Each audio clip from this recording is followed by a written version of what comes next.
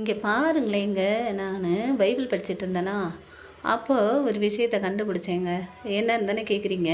சொல்கிறேன் கேளுங்க. இந்த நம்மளா ஒப்பு கொடுக்குறதுங்க. எனக்கு இதை கொடுத்தா மனுஷங்களா ஒப்பு கொடுத்தா என்ன செய்வோம்? எனக்கு நீங்கள் இதை கொடுத்தீங்கன்னா நான் உங்களுக்கு இதை கொடுப்பேன் அப்படின்னு சொல்லி ஒரு அக்ரிமெண்ட் மாதிரி போடுவோம். ஆனால் கடவுள் என்ன செய்வார் தெரியுமா? எனக்கு எதுவுமே அக்ரிமெண்ட் நீ இதை கொடு நான் உனக்கு அதை தரலாம் சொல்ல மாட்டார். இதை எனக்கு கொடுப்பியா அப்படின்னு கேட்பாரு. உடனே இது எப்படி கேட்பாங்க அப்படின்னா, அண்ணாள்கிட்ட வந்து என்ன கேட்பாங்க, அண்ணாள் போய் கேட்பாங்க, எனக்கு ஒரு ஆம்பளை பிள்ளை கொடுத்தீங்கன்னா நான் உங்களுக்கு கொண்டு வந்து உங்கள் சன்னதியில் விட்டுருவேன் அப்படின்னு சொல்லுவாங்க. விட்ட உடனே அவங்களுக்கு நிறைய பிள்ளை பிறக்கும். அப்படி இருக்கும். ஆனால் ஆபிரகாம்கிட்ட கடவுள் எப்படி கேட்பாரு தெரியுமா? ஆபிரகாமே உன்னுடைய மகனை எனக்கு கொடுத்துரு அப்படின்னு கேட்பாருங்க. எப்படி கேட்பாரு? சும்மா கொண்டு வந்து கொடு பணிவிடை செய்கிறதுக்குன்னு கேட்க மாட்டாருங்க, பலியிடுன்னு கேட்பாரு. அவர் மறுக்கவே மாட்டார், சரின்னு சொல்லிடுவார் பாருங்களேன். அப்படிதாங்க கடவுள் பேசும்போது நம்ம டக்குன்னு சரின்னு சொல்லிடணும். எப்படி சரின்னு சொல்லணும் தெரியுமா?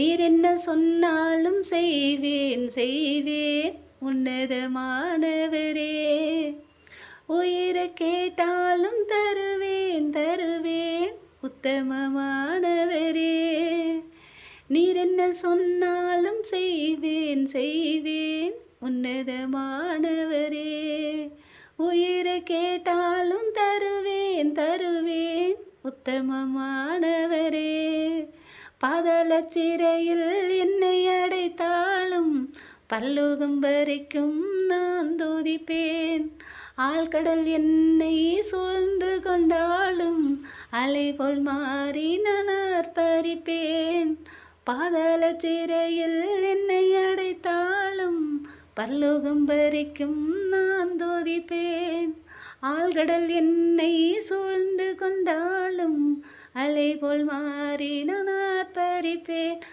அல்லேலூயா அல்லேலூயா என் ஆண்டவரே உம்மை நான் துதிப்பேன் அப்படி சொல்லிடணுங்க. சொல்லிட்டோன்னு வச்சுக்கோங்களேன், கர்த்தர் நமக்கு தீங்கு நினைப்பாரா? பெத்த தாயே பிள்ளைங்களுக்கு தீங்கு நினைப்பாங்களா? அப்படிதாங்க கடவுள் கேட்கும்போது பெஸ்ட்டாக கேட்பாருங்க. என்னென்னா நீ கொடுப்பியா பரிசோதிக்கிறதுங்க. நான் இதை கேட்டால் நீ டக்குன்னு தருவியா அப்படின்னு தாங்க. அப்படி தான் ஆபிரகாம்கிட்ட கேட்கும்போது ஆபிரகாம் என்ன செஞ்சாருன்னு கேளுங்களேன். மறுக்கவே இல்லை.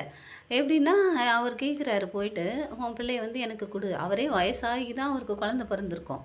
சாராளுக்கு 90 வயசு. ஆனால் சாராள்கிட்ட கூட அவர் பர்மிஷன் கேட்க மாட்டார் பாருங்க. இந்த மாதிரி கடவுள் வந்து என் கனவுல கேட்டார், நான் வந்து சரின்னு சொல்லிட்டேன் அப்படின்னு சொல்லி கேட்க மாட்டார் பாருங்க. ஏன்னா ஒரு சமயம்